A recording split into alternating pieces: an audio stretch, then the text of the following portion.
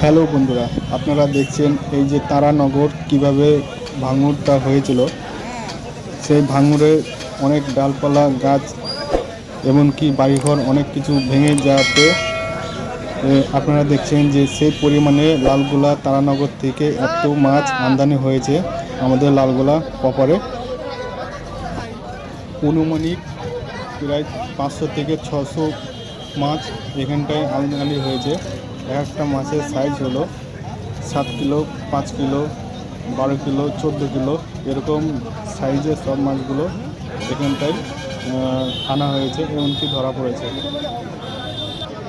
লালগোলায় মিন বাজারের পাশে যেরকম পদ্মার মাছ বিক্রি করা হয় থালে করে, সেই জায়গাটায় মাছগুলো এত আমদানি হয়েছে। চাপ ভেঙেছিল না, ঘর ভেঙেছে, তলে ছিল 10 টাকা, 40-50 টাকা এত মাছ ছিল।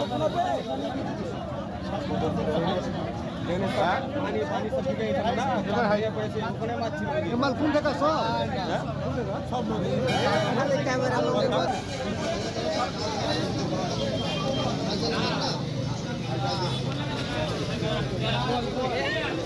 এটা বোয়াল।